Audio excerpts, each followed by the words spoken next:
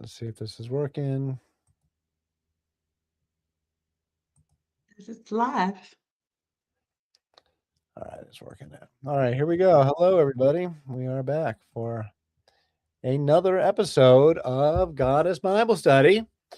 We got Lisa and Bishop Nathan in the house. Thank you, guys. Pleasure to be here.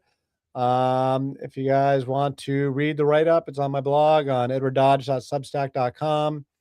Every week I write it up. So this week we are sticking with King Solomon for a little while here. We're in the middle of our King Solomon. So this is my not completely accurate ChatGPT, quasi-accurate, but Solomon's Temple. And let's just get going. So so King Solomon, he's our favorite goddess worshiping wise man. And this post is a bit of a cheat since I'm just repeating the material I had from last week that we didn't get to because we were talking about World War III. But no need to get into that now. So we're going to talk about King Solomon's Temple, the real historical King Solomon's Temple. And this is this is from Armstrong Institute of Biblical Archaeology. They have a nice infographic here that shows like the biblical description of the temple. And this is a typical style from that era. And it's got some pretty interesting features though, that are like totally pagan. It's got this huge altar here. This altar is 17 feet high, 10.5 meters. No, 5.2 feet high, 10.5 meters long. So 34 feet long and 10 feet tall. So it's a pretty big thing. And then this thing down here is called the Molten Sea. It's a large metal basin in which the priests washed. This giant bowl measured 8.5 feet high and 17.2 feet wide and held 12,000 gallons of water. It's really quite a big pool. And it's on these giant, there's 12 bronze oxen that it stands on the back of.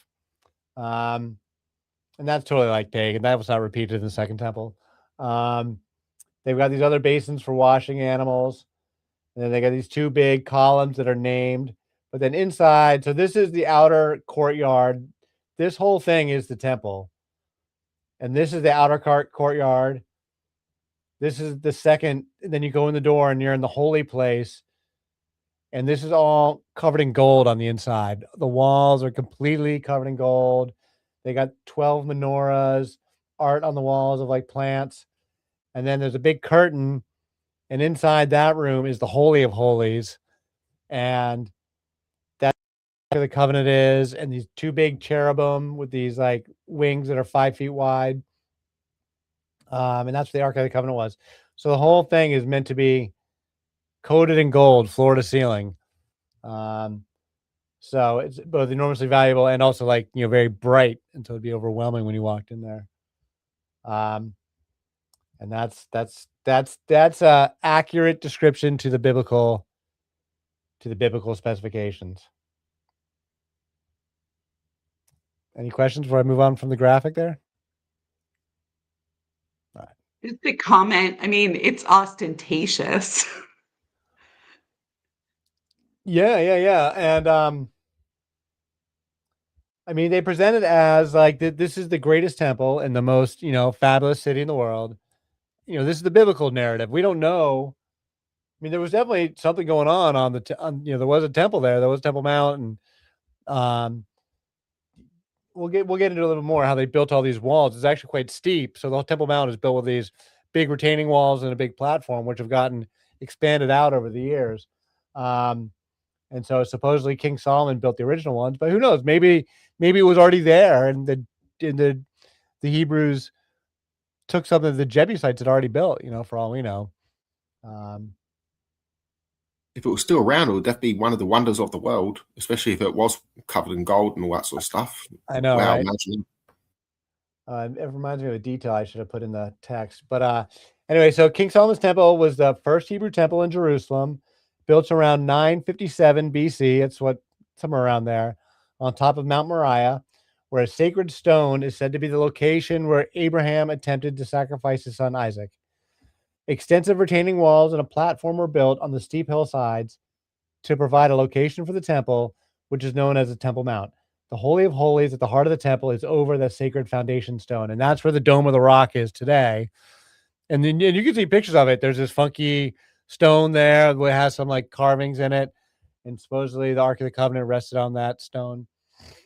So King Solomon was a pagan goddess worshiper, and an Asherah pole representing the mother goddess stood beside the altar to Yahweh inside the temple for 2/3 of its history, roughly 240 out of 360 years, according to the eminent Jewish historian Raphael Patai, author of the Hebrew Goddess. So that we will get into that material as we get into go through the timeline. We'll talk about the times when the Asherah pole was standing, and then when they throw it out, and then the people bring it back again. But that Asherah pole would have stood inside, this is my understanding, next to this altar right here in you can't see my mouse, but there's a little altar inside the holy room there, and so the Asherah pole would have stood inside there, inside the gold room. So I just think that's interesting. For 2/3 of the time. So anyway, this temple was destroyed by the Babylonians in 586 BC. We know that from Babylonian records, and which sends the Israelites into the exile in Babylon.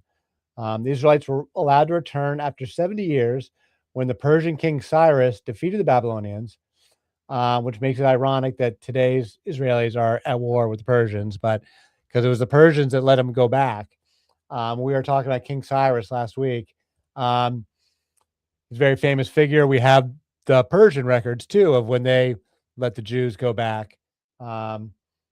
So we know those dates for certain.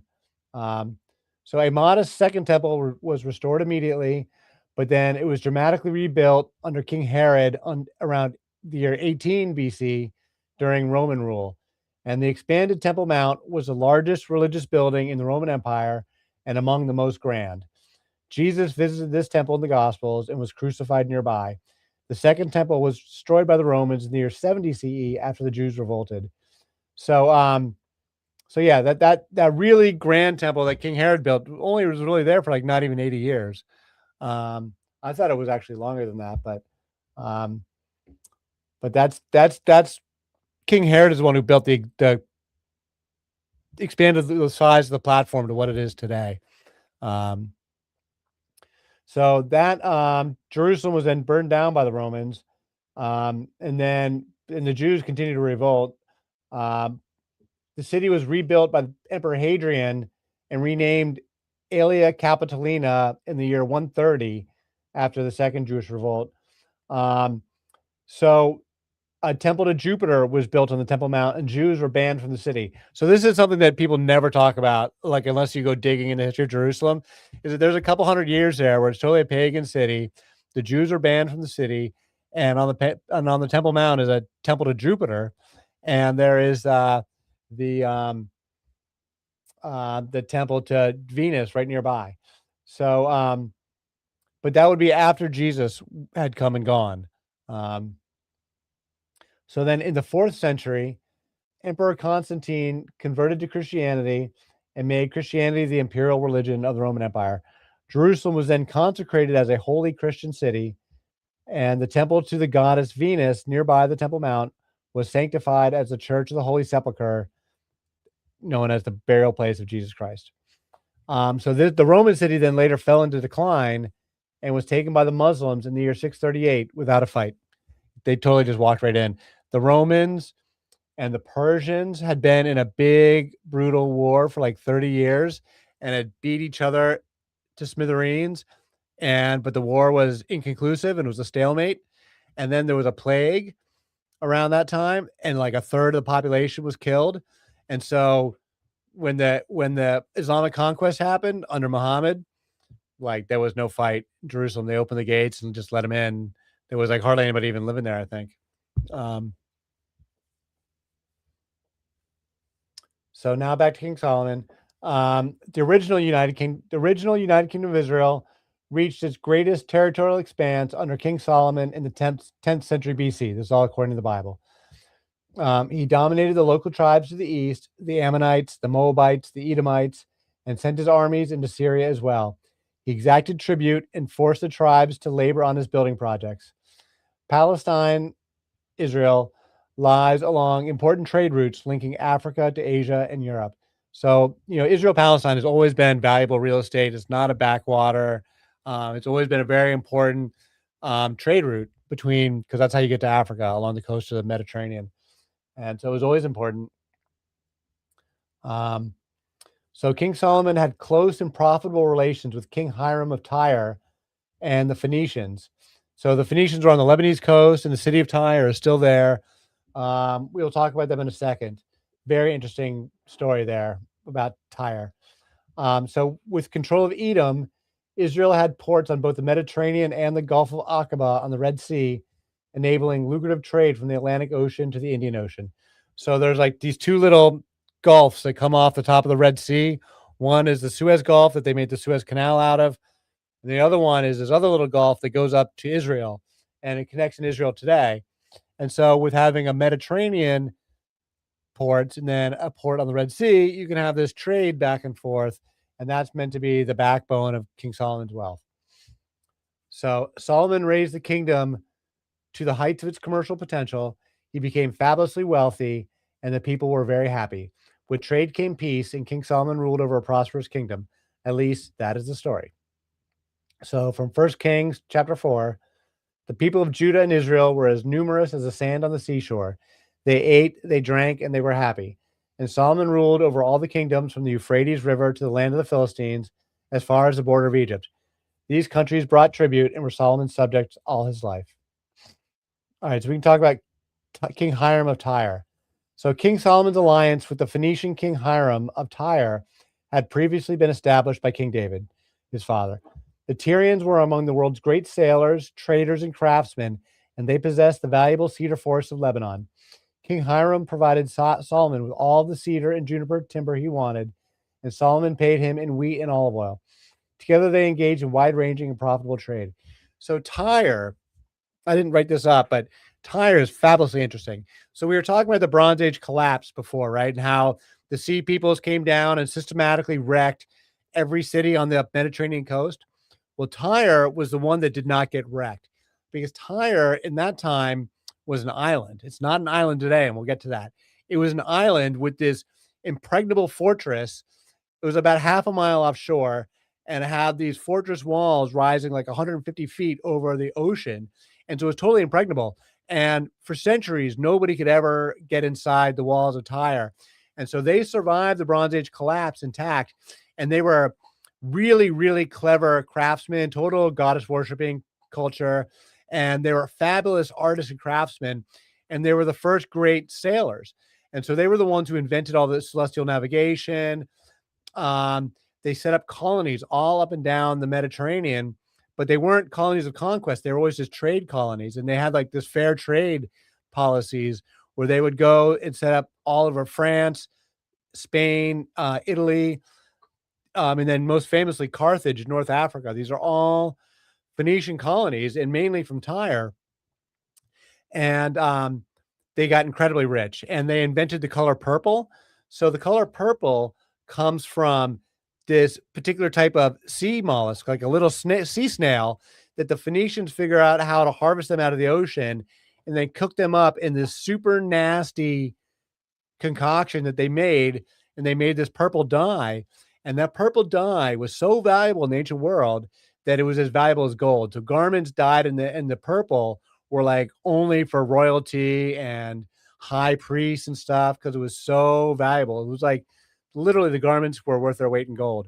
And that was all from the Phoenicians, and all from Tyre specifically. And so they got fabulously rich. And so in the years like the 10th century, the 9th century, the 8th century, for like this whole first section of time before the Greeks come along, the Phoenicians were the richest and most important people in the entire Mediterranean, the greatest craftsmen, and by far the wealthiest people. And they had this impregnable island that nobody could conquer them. So they got super rich inside this island. And that went on for centuries like that. Later on, and we'll talk about this later on, the city of Tyre gets destroyed by Alexander the Great, who so many of the Assyrians and the Babylonians, all these different cultures had tried to conquer Tyre. Nobody could get inside. Alexander the Great finally does it because he built a causeway. He literally wrecks. There's a island side, a mainland side of the city, and an island side of the city.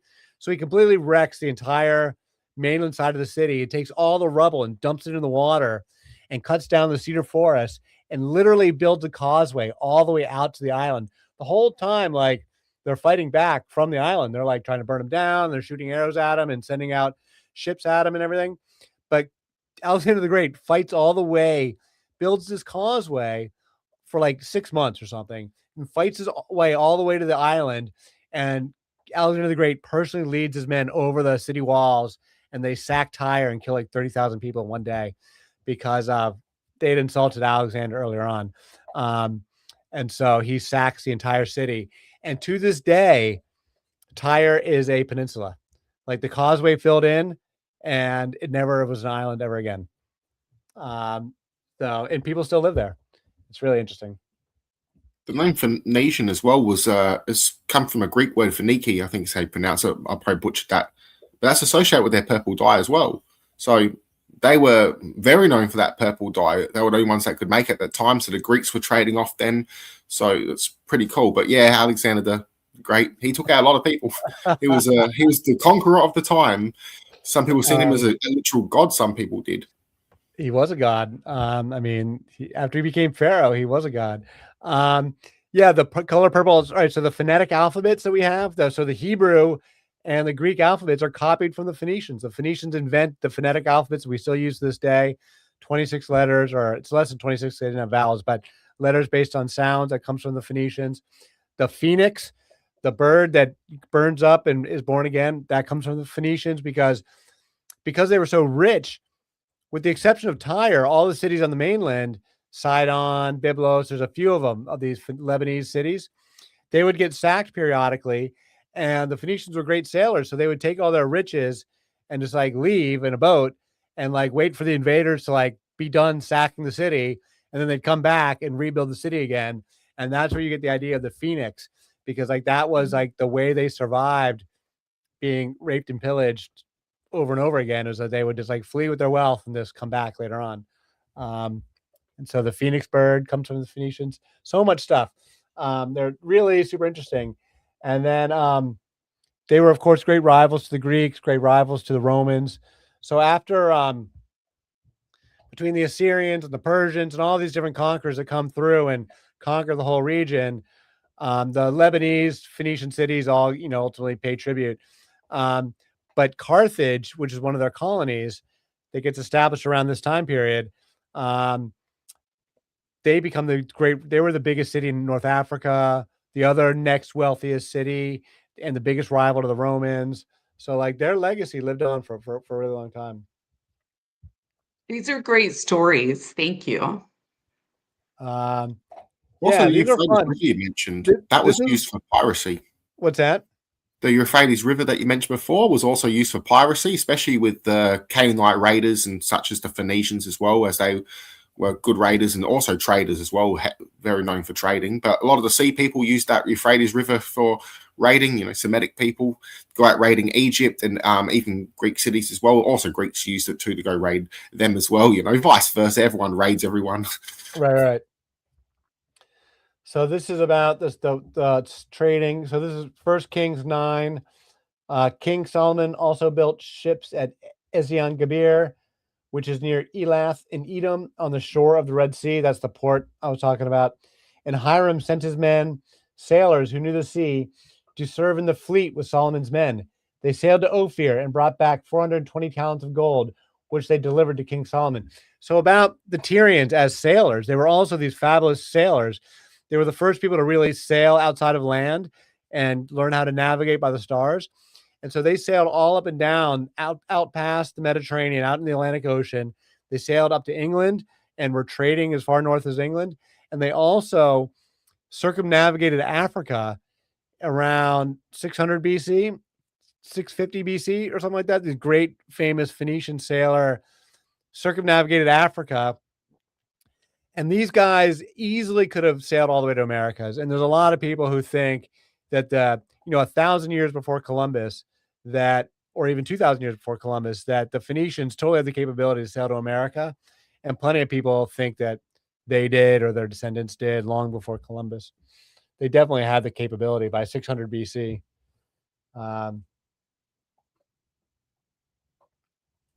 So the gold from Ophir. King Solomon is reported to have been the richest king ever. His gold from Ophir is legendary. For centuries, people have searched for Solomon's famous gold mines, but nothing definitive has ever been found.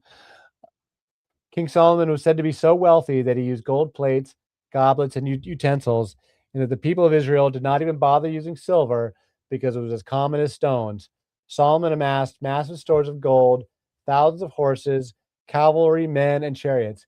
We can assume these elaborate claims of wealth to be literary embellishments. So this is from the Bible, 1 Kings 10. All of King Solomon's goblets were gold, and all the household articles in the palace of the forest of Lebanon were pure gold. Nothing was made of silver, because silver was considered of little value in Solomon's days. The king had a fleet of trading ships at sea, along with the ships of Hiram. Once every 3 years, it returned, carrying gold, silver, and ivory, and apes and baboons. King Solomon was greater in riches and wisdom than all the other kings of the earth. The whole world sought audience with Solomon to hear the wisdom God had put in his heart. Year after year, everyone who came brought a gift: articles of silver and gold, robes, weapons, and spices, and horses and mules. Solomon accumulated chariots and horses. He had 1,400 chariots and 12,000 horses, which he kept in the chariot cities, and also with him in Jerusalem.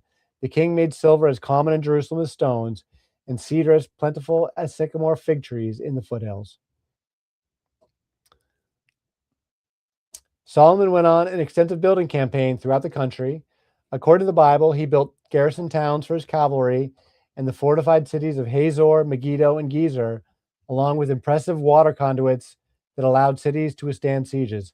Now, Megiddo being the modern city where Armageddon's supposed to happen.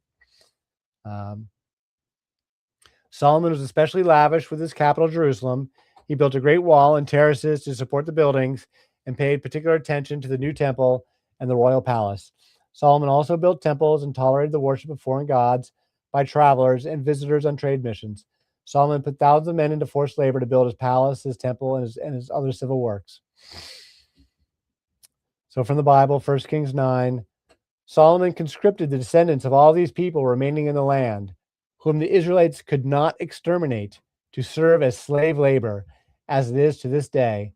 But Solomon did not make slaves of any of the Israelites. They were his fighting men, his government officials, his officers, his captains, and the commanders of his chariots and charioteers. I just want to repeat this. Solomon conscripted the descendants of all these people remaining in the land, whom the Israelites could not exterminate, to serve as slave labor, as it is to this day. These lines are still used to this day to justify the behavior of the contemporary Israelites, exterminate everybody. So Pretty ironic, isn't it? yeah, or to say the least. Very zealous. In time, Solomon's ill treatment of his slaves and laborers led to the revolt that split the kingdom of Israel, although the Yahweh's prophets and biblical writers would scapegoat his goddess worship instead. Right. So we'll talk about this more when we get to that chapter when after the United Kingdom breaks up. But yeah, King Solomon, the goddess worshiper, right? So he's got all this fabulous wealth. We talked about this previously, that the goddess brings prosperity. The goddesses are meant to bring material prosperity. She is the material world. And so wealth and prosperity are perfectly within the purview of a pagan goddess or a Hindu goddess. And so Solomon's goddess worship is handsomely rewarded in wealth. And then likewise, the biblical it's very clear in the story when we get to it, because it's King Solomon's son who is a bad king, and so the revolution happens against Solomon's son, and it's totally over labor disputes. It's totally over how badly the workers are being treated, and King Solomon's son, who is Rehoboam, he says, well, I'll crack the whip even harder. And so the people revolt. But then the biblical writers, and then the guys who revolt, who formed the northern kingdom of Israel, totally pagan. They set up pagan idols all over the place. But the biblical writers totally say the revolt is because of the goddesses, and not because of like his mistreatment of his slaves. They say, we will get to that chapter, but they say it very clearly. It's really, pretty ridiculous. They're also loving their war horses for their use of chariots, which I find interesting because they go big into their gods and angels riding them on chariots as well. And then if you go to the Essene movements later on, they were talking about joining the angelic army and being amongst the chariot riders and all that. So I wonder if that goes back to this sort of thing, Well, it does, because the Canaanites were chariot riding peoples. And so when the Hyksos conquered Egypt, and I think the Hyksos are the descendants, or the are the ancestors of the Israelites. What the Hyksos did was that the Hyksos had chariots and the Egyptians did not. And that was how the Hyksos were able to come in from Canaan and conquer Egypt, because they had technology, military technology the Egyptians didn't have. And so that was the introduction of chariots to Egypt, hundreds of years before this. But it goes on that this whole culture very much likes their chariots and celebrates the chariots. Thank you for telling me that, Edward. I actually thought it was the other way around. I thought maybe they borrowed it from the Egyptians. So the Egyptians borrowed it from them. Yeah, no, the Hyksos specifically. The Hyksos were charioteers that conquered the Egyptians. And that's how they were able to run right over them. And then 100 years later, the Egyptians kicked them out. So this is, I'm going to take a little bit of an aside here. So Hiram Abiff. So modern Freemason mythology centers on King Solomon's architect and his tragic murder. I don't tell the whole story here, but the story from Freemason mythology is that this guy, Hiram Abiff, well, let me read this first, and I'll come back to the Freemasons. So King Hiram, this is in the Bible, King Hiram sent architects and skilled craftsmen to help King Solomon build his temples and other projects. Chief among them was Hiram, the widow's son from Tyre. Hiram was skilled in every kind of bronze work, and Solomon appointed him to be the chief architect and master of works. So this is from book of 1 Kings. And King Solomon sent and fetched Hiram out of Tyre. He was a widow's son of the tribe of Naphtali, and his father was a man of Tyre, a worker in brass. And he was filled with wisdom and understanding and cunning to work all works in brass. And he came to King Solomon and wrought all of his work. Hiram Abiff constructed Solomon's grand throne made of ivory and overlaid with gold, with 6 steps. 2 lions stood beside the armrests, and 12 more lions stood beside the 6 steps. A throne of lions fit for a king or for a goddess. So again, from 1 Kings 10, then the king made a great throne covered with ivory and overlaid with fine gold. The throne had 6 steps, and its back had a rounded top. On top of both sides of the seat were armrests, with a lion standing beside each of them. 12 lions stood on the 6 steps, one at either end of each step. Nothing like it had ever been made for any other kingdom. The lion throne is another clear indication of Solomon's goddess worship. This tradition goes all the way back to Shuttle-Hayuk, but the biblical writers seem to think it was unique. The goddess Cybele sat in a similar lion throne for 1,000 years later in Rome. So in the Bible, this guy is just named Hiram, but in the Freemasons give him a name, Hiram Abiff, and they tell this elaborate story about him, that he was busy working in King Solomon's temple, and that these 3 like ruffians came up to steal his secrets or something, and they murder him in the temple. This is not from the Bible. This is Freemason stuff. And they murder King Hiram Abiff in the temple, and then I'm not sure if he's resurrected in the story or not, but anyway, if you join the Freemasons, you got to go through this ritual where you pretend to be Hiram Abiff and like lay down in a coffin or something and have this ritual of death and rebirth ceremony that's very much out of the pagan mystery traditions, that was adopted by the Freemasons, and they centered on this character, Hiram Abiff, who's the guy who built King Solomon's temple. It's just one of the many stories that King Solomon has inspired thousands of years later, because that's like totally from the modern times.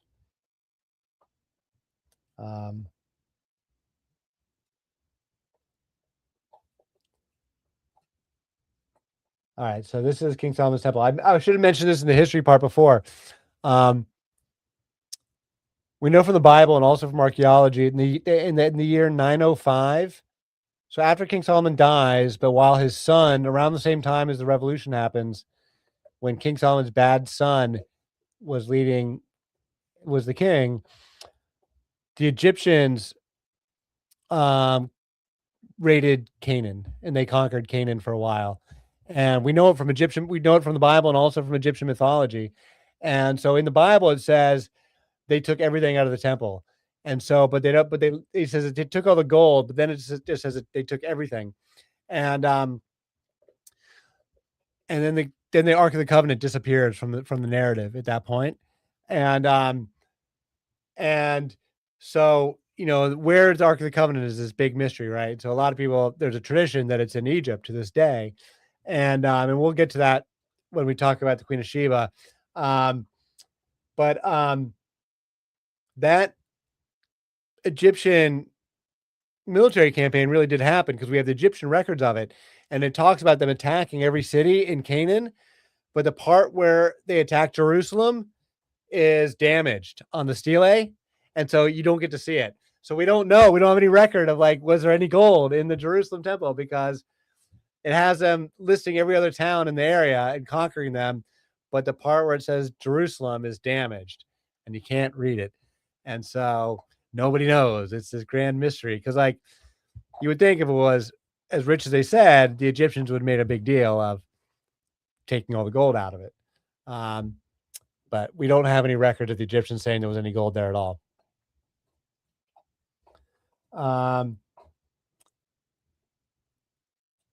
As an aside, I always talk about how this was an illiterate time period. There's a slight exception to that. The Egyptians did keep doing hieroglyphics, but hieroglyphics was only used for monuments and not used for writing letters or writing anything back and forth between people. Egyptian hieroglyphics strictly goes on the walls of monuments. It was not used for record keeping or you get these political messages, but you don't get day-to-day letter writing or record keeping or anything like that. All right, so now we'll talk about the temple. King Solomon constructed the legendary first Hebrew temple in Jerusalem. It took 7 years to build. This is all from the Bible. The temple is magnificent, it's detailed in the Bible, and has long been extolled in legend. King Hiram of Tyre provided the materials and skilled workmen, and the temple was built in the style of the pagan temples of the era. The biblical description of Solomon's temple suggests that the inside ceiling was 60 cubits long, 90 feet long, 20 cubits wide, 30 feet, and 30 cubits high, 45 feet. So 45 feet tall. Solomon's temple had a 3-room plan with an inner sanctum at the rear. The temple was built from stone and cedar, and the construction consisted of finely hewn masonry combined with carved wooden cherubs and bronze basins. The inner walls were overlaid with carved cedar and completely gilded with gold.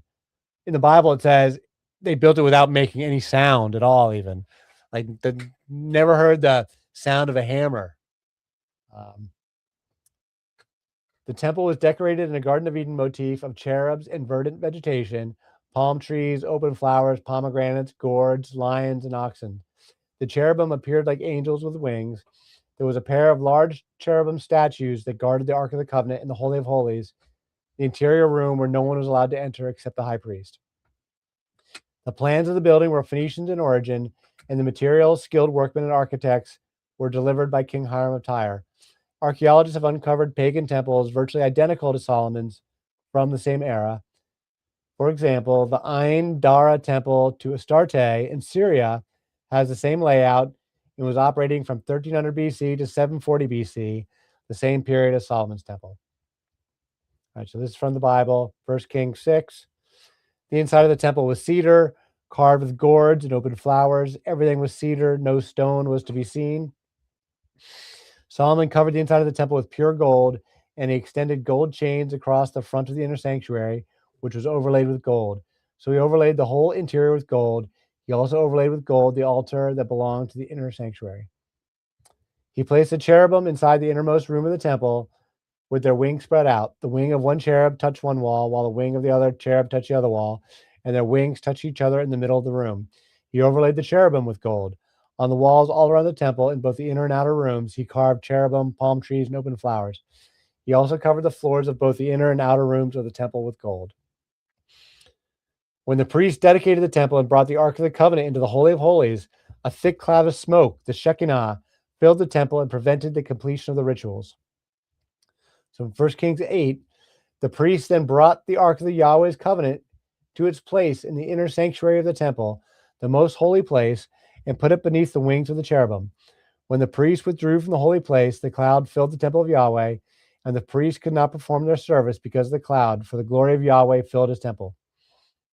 The Shekinah, the presence of God, manifests as a cloud of smoke that filled the temple. Excuse me. And that is often dressed up as a goddess, another goddess symbol. The Shekinah shows up in later Gnostic, or not Gnostic, but Kabbalic Jewish traditions, mystical traditions, as the feminine aspect of God, manifesting as a cloud of smoke, which again ties back to the cannabis. Do we, it could certainly have been the cedar, though, too. Well, they're burning incense too. I mean, they're Right. I definitely mean, burning. cedar would be one of the things that would probably be burned. Yeah. There's Yeah, no, I a never lot of different suggested that parts it's of it. cannabis alone. It's a whole pile of stuff. Um, Right. um, the temple of Yahweh was filled with a cloud, and the priests could not perform their service because of the cloud, for the glory of Yahweh filled the temple of God. All right, so this is the last little bit.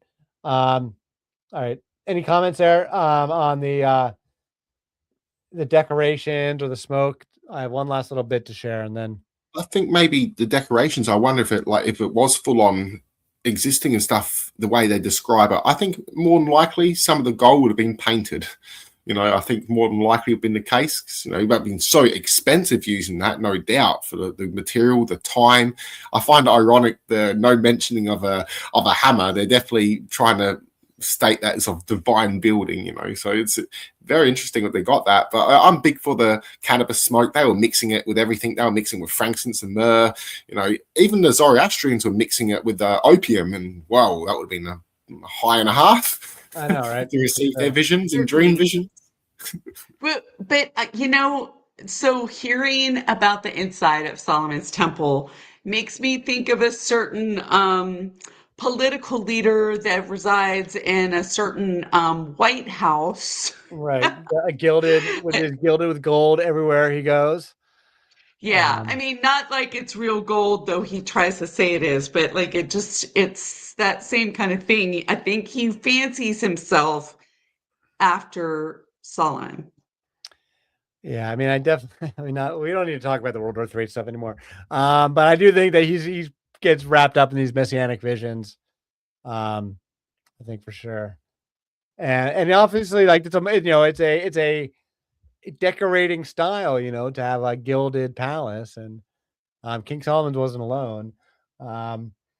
But this one is like particularly over the top in that it's like not just a little bit of gold, but like completely every square inch covered in gold. Even the floor, I'm like, how stupid is that? But I'm practical though. I mean, the effect is a lot of people have videos. I was going to post a video of like, CGI videos of the temple and what it looked like. And it is described as being very bright on the inside, which probably is, on a, if it's lined up, I don't know if that temple is lined up to the solstice or anything, or the equinox or anything like that. But if you get the sun shining in there with the doors open on a bright sunny day off all that gold, polished gold, it probably has quite an effect. Probably blinding and also maybe pretty hot in there.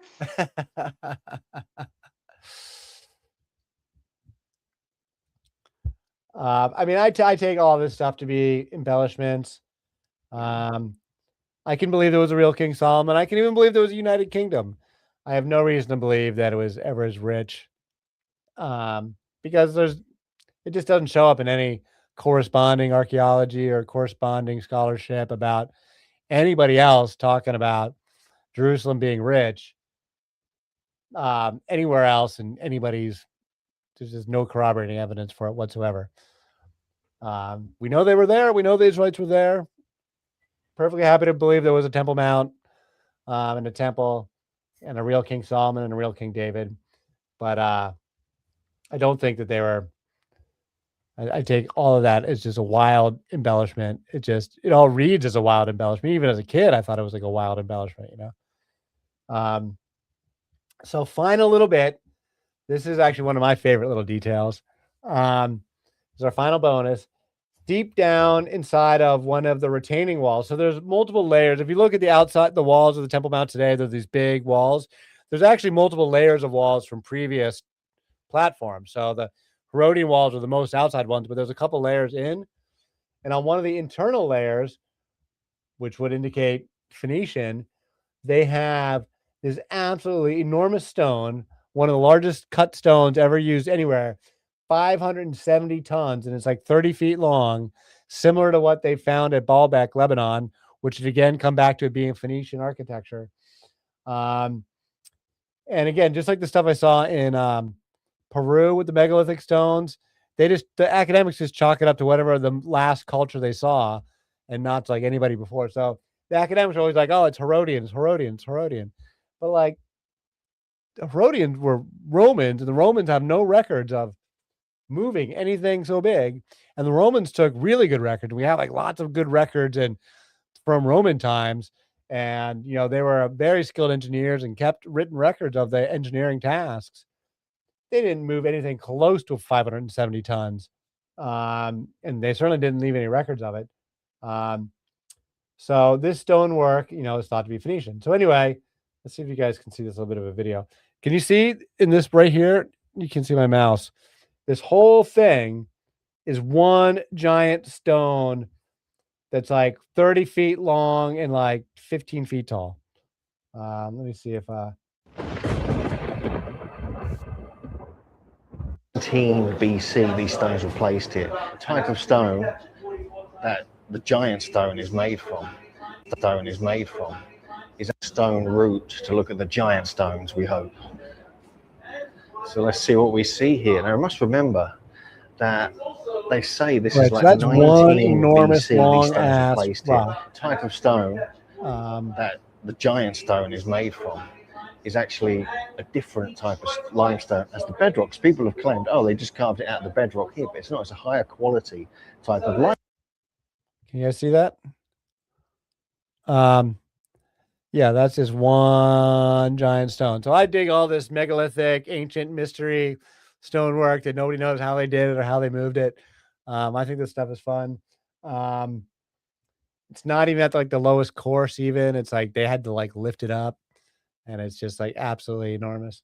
So I get a kick out of the ancient mysteries. This is like what inspires like people thinking they were giants. Like maybe they just had 10 feet tall guys that just came and did it.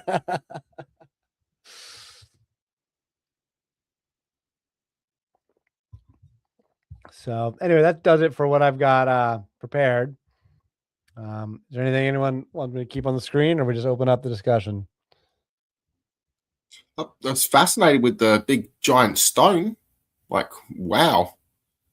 There was certainly some knowledge that they had that's been lost today. And I find that every culture had their own little secrets that they kept pass on, even including with weapons too. So it's pretty cool. I mean, when you completely come in and eradicate an entire community of people, you know, secrets get lost. And it's actually not the only one. There's like 3 or 4 stones. This is just the biggest one. There's like 2 or 3 others that are, you know, 400 or 500 tons, you know, or like 300 tons, and just not quite as big as this, but still like stupidly huge. So I get a kick out of it because nobody knows how they did it, and there's just no good explanation. And it's these things that, like, you know, Graham Hancock's made a career out of, like, exposing that there are these ancient things that we can all see as tourists that the academics just totally don't have a good answer for, and that the contemporary academic explanations are totally unsatisfactory. Same thing with like the mass extinction event at the end of the Ice Age that like wiped out all the megafauna. And if you go to Smithsonian, they say like the humans hunted them all to death. I'm like, this is the dumbest thing ever. So Well, legends. certainly there were feats of great engineering that must have been very mathematical and, um, and like how is it that with all of our modern technology and quote great thinkers that have come along the way that that hasn't been determined, like how they would have a stone that big and be able to move it and like raise it up. And I mean, how is it that possible that we don't know that? Or that we can't even do it. Like we can't Right. replicate the pyramids, or somebody else would have done it already. Like that would be a great tourist thing. If somebody could actually do an actual replica of the pyramids, somebody absolutely would have done it already. And the fact that we don't know how to do it um, is evidence of so much that's been lost, really. I mean, I don't A think lot we of have. knowledge I don't believe we have machinery. I mean, I suppose we could line up enough cranes. I guess we could build a big enough cranes to move something like this, but it's like really test the very limits. Like a 600-ton stone is testing the very limits of our capabilities. I don't know. Maybe some of those ocean cranes are pretty huge. Maybe I'm misestimating that, but Maybe that's one of the reasons, so, like somebody like the architects and the Freemasons are partially associated with magic because in ancient times, the people that did that work knew how to make that happen. it does kind of make you think there's some magic going on, right? Like Ancient levitation or aliens, something. right? Isn't that everybody's like big theory was the ancient aliens? Some That is people a like whole TV that. show. I've never seen it, I but also see mathematics too having a big It's role of it painfully too. dumb. The episodes I've seen are painfully dumb. I mean, but again, they'll take these things and then just say a bunch of dumb stuff about them. They'll like start with a kernel of something interesting, and then just get saying a bunch of nonsense about it. But these mysteries are out there, and I like Graham Hancock, even if I don't even necessarily agree with everything he says, but like he does a great job of like exploring these things and just speculating about them. And the I think academics maths played a absolutely big despise part him. with it. The Because if you look at academics all the absolutely findings, despise Graham Hancock, and they totally slander him so badly. Do you guys know who Graham Hancock is? he's not bad. He's even spoke about some Gnostic stuff too that I didn't mind in the past. Are you familiar with him, Lisa? Mm-mm. Oh, no, you're not. Oh, he's pretty famous. He's written a lot of books on the ancient world, and he's got the Ancient Civilizations TV show on Netflix. And he's been at it for a long time. So some of his more recent work has gotten, increasingly speculative as he's going but his earlier jobs, his stuff, like I learned about the Younger Dryas, which is basically people thinking there's a mass extinction event at the end of the ice age, probably from meteor impact or something into the ice caps. I learned that from him, and I'm totally sold on that theory. And he's explored the pyramids. He's explored all these mysteries with Baalbek and stuff. And he's done a lot of work on the pyramids. You know that recently, not that long ago, they took out some of the crystals in the pyramid and buried them in the sand. They said they were there to preserve them. I found that kind of interesting how they just basically raided out a whole bunch, took all the crystal out. I can probably try to hide some stuff because over there it's very Islamic under law, and a lot of our knowledge in these old buildings got destroyed because of Christianity and Islam.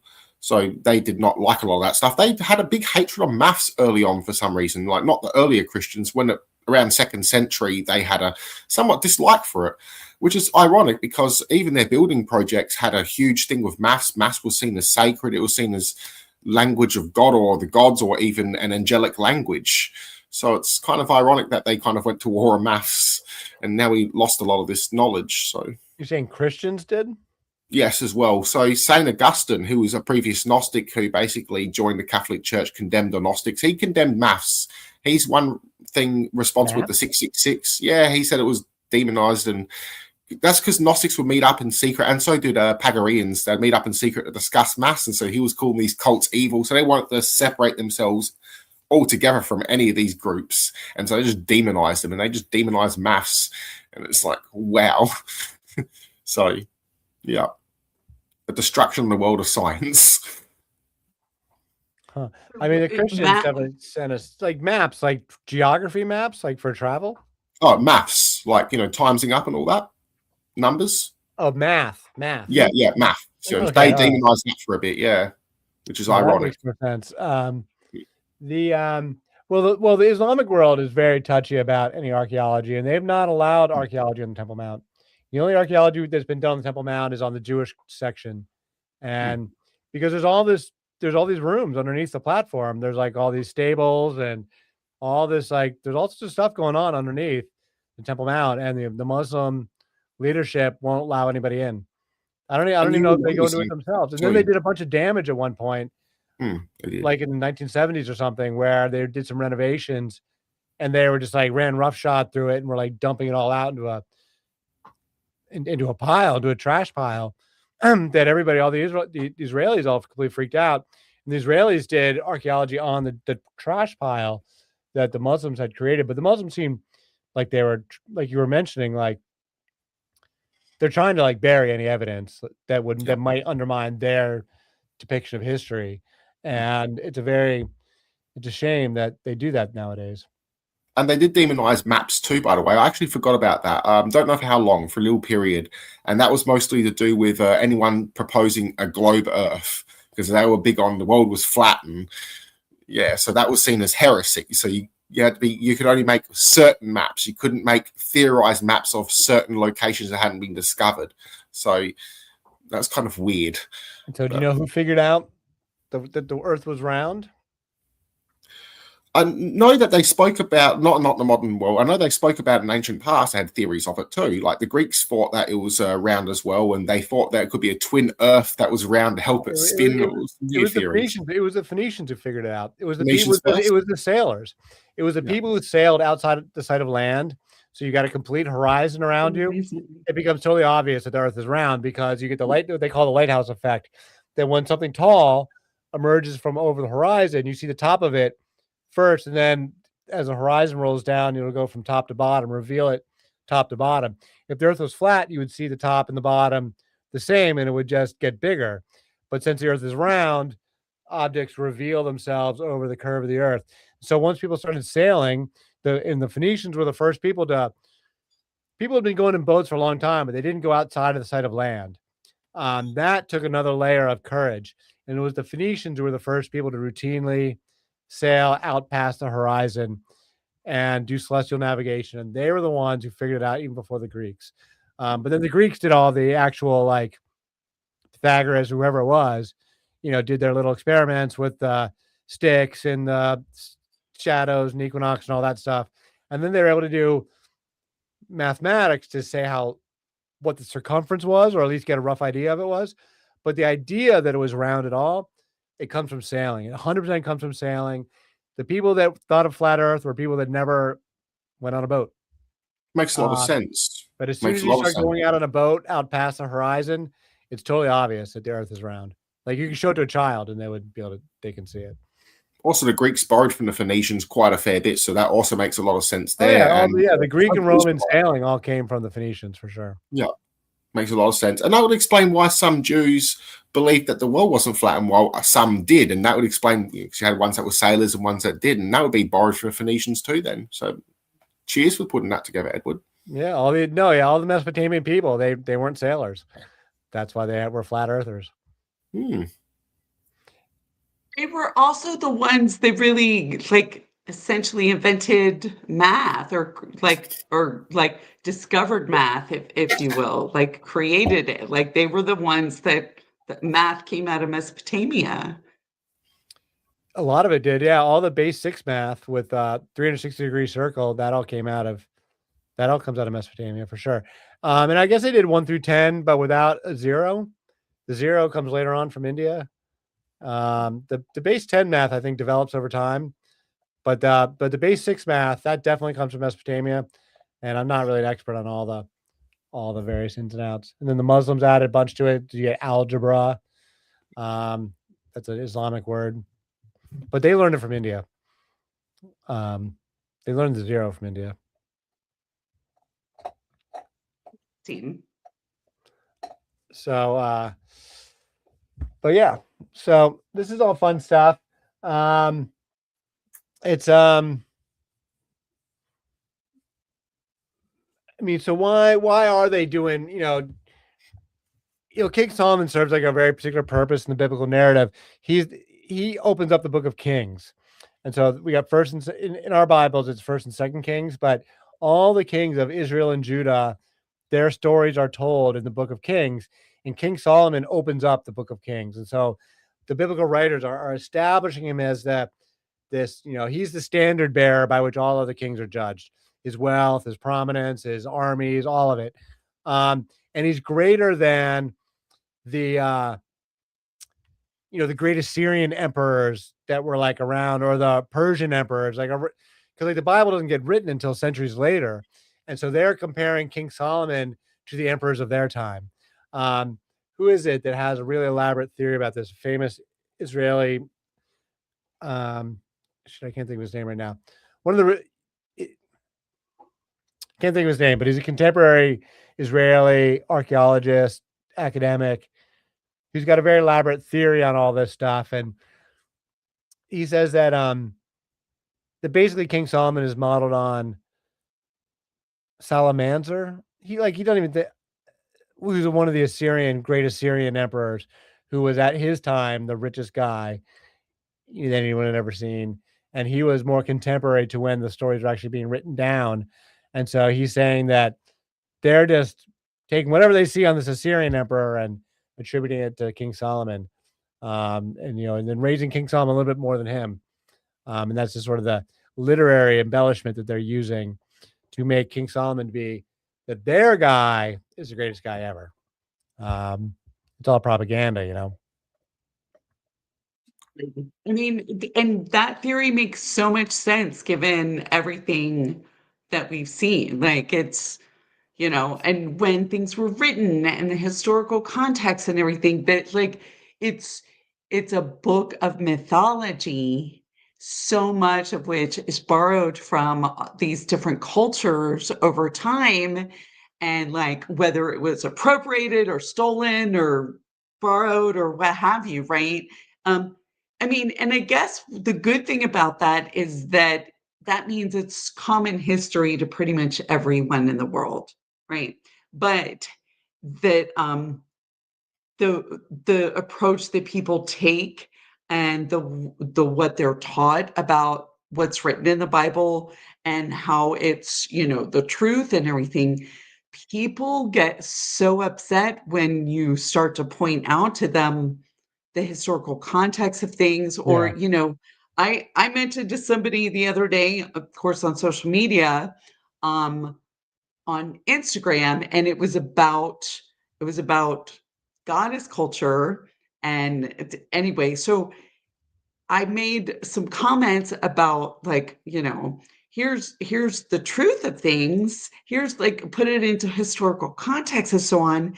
And then somebody at some point came back to me, and then I was like, the Bible's a book of mythology. And they're like, how dare you?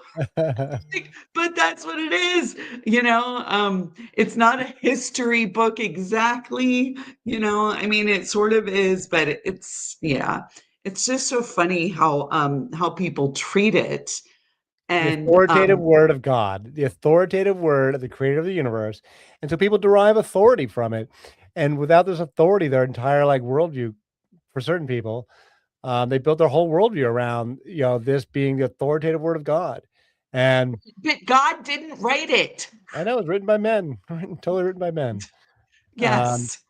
I think it's equally important to part of putting the stuff on the timeline is also to recognize when the stories are written and the context of when they get written down. Because that's equally important. Because these stories collected over 1,000 years, basically, by the time we get the final draft. And a lot of the most important stories are written much later on, or they're written in these characters are embellished over the generations. You know, King David, the story isn't necessarily written in one shot. You know, like the King David story can be written over generations and add bits added to it. King Solomon can be embellished over generations and added to it. Like King Arthur. Just like King Arthur, right? It's a story, Mixing of all other kings. and And it's Moses, passed certainly. on. It's like a long game of telephone. Yep.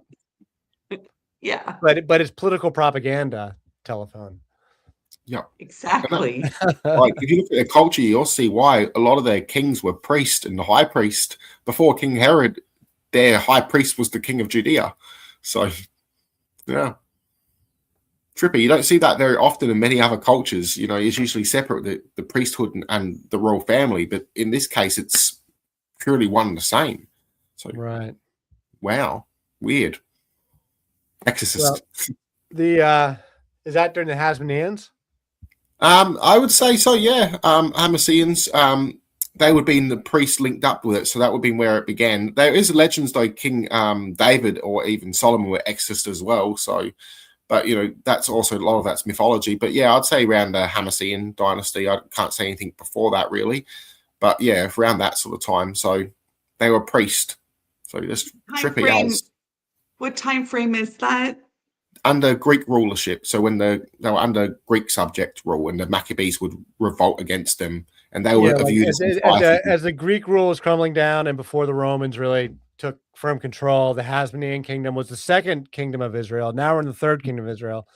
The second independent kingdom of Israel, also lasts about 80 years, from like 180 to 100 or something, or 160 to 80 BC before the Romans brought them under. But then they were always wanting their independence again, and so then they revolt against the Romans again, get burned down. They revolt against the Romans again and get burned down. So the Jews were always seeking their independence.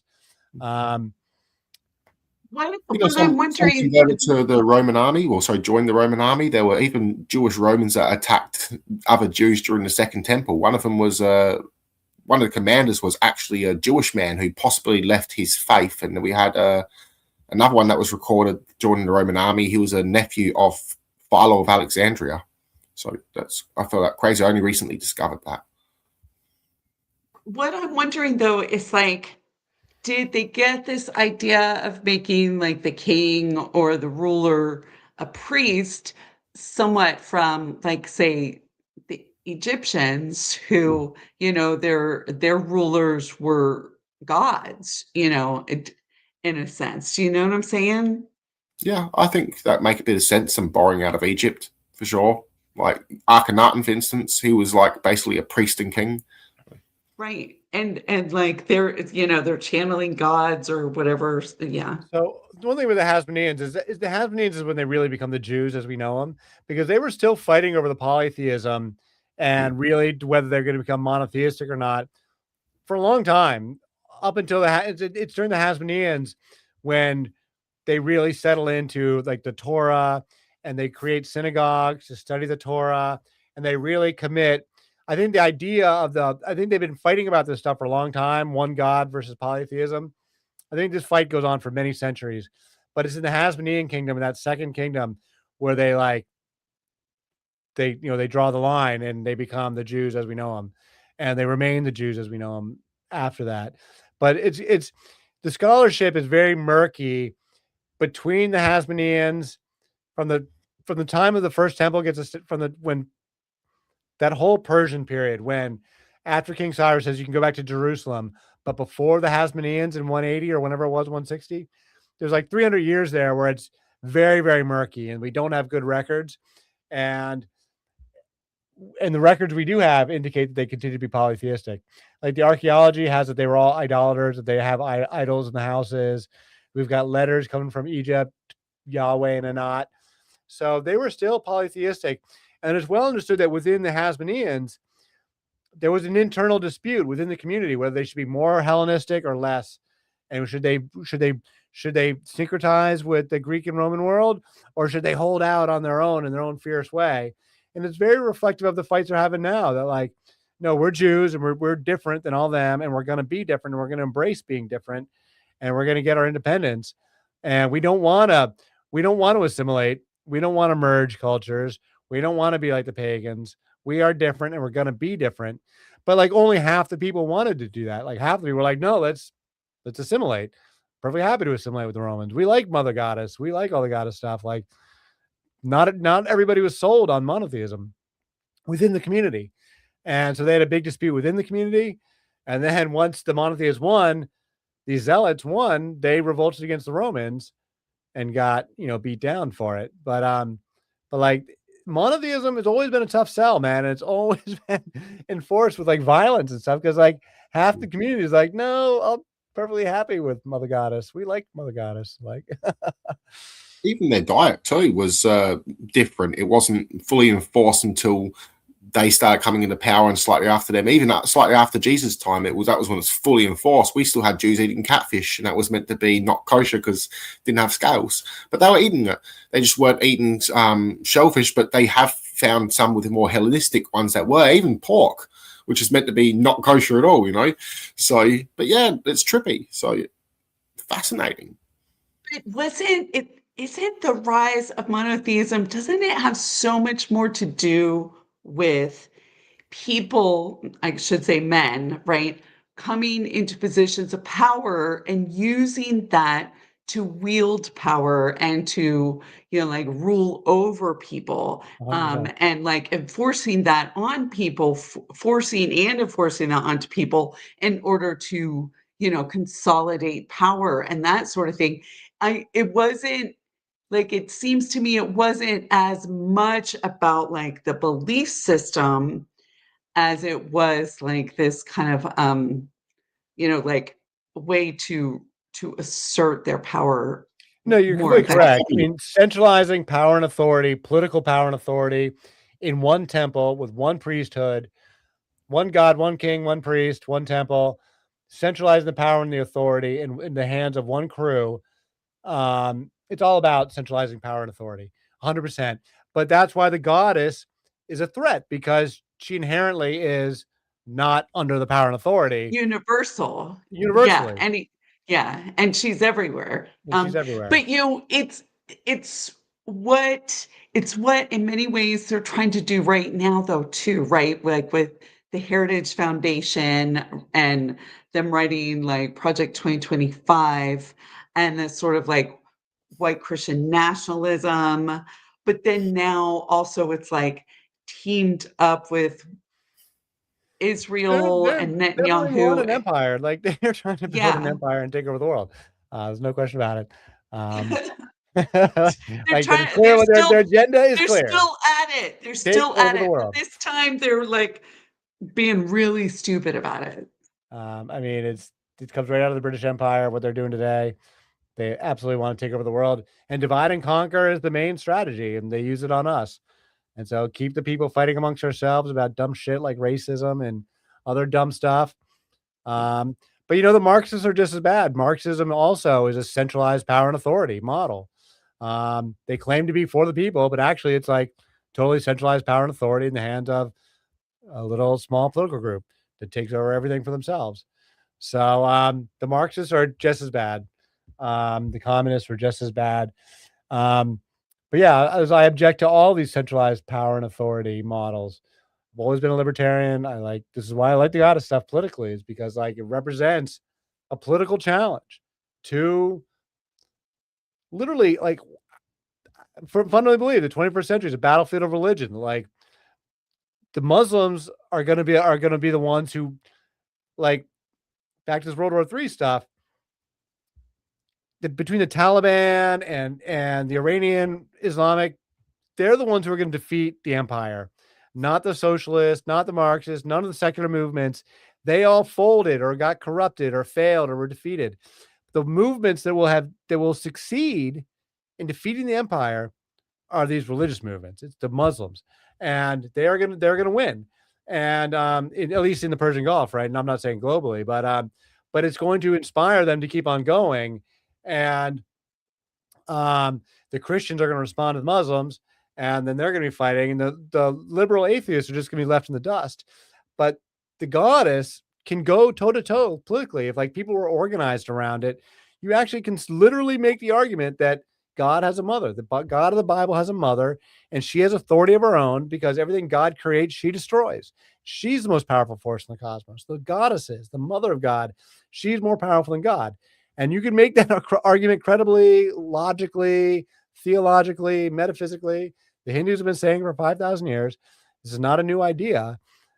We can make that argument. And that's where I think it's going. Like, because I think that like where the liberals going to go after, the Christians, just like the Christian fascists, take over because they're like well on their way. I don't know. I'm just like very pessimistic and alarmist with my political viewpoint, but like, I think that's where we're going. Saying a few times recently, like, I think, we get to a certain place in life and a certain age, and given the things that we've witnessed and what's happening now, like, how can you not just be like cynical? I mean, like the cynicism has rooted deeply. Yeah, no, I'm definitely, I always say I'm an optimist by nature and a cynic by experience. Exactly. So I think we could probably pause it there. I think it's another fun talk. We will be back. I think the next one is going to be Song of Songs. It'll be all just Song of Songs. So we can do an extended edition on just Song of Songs. So that'll be fun. So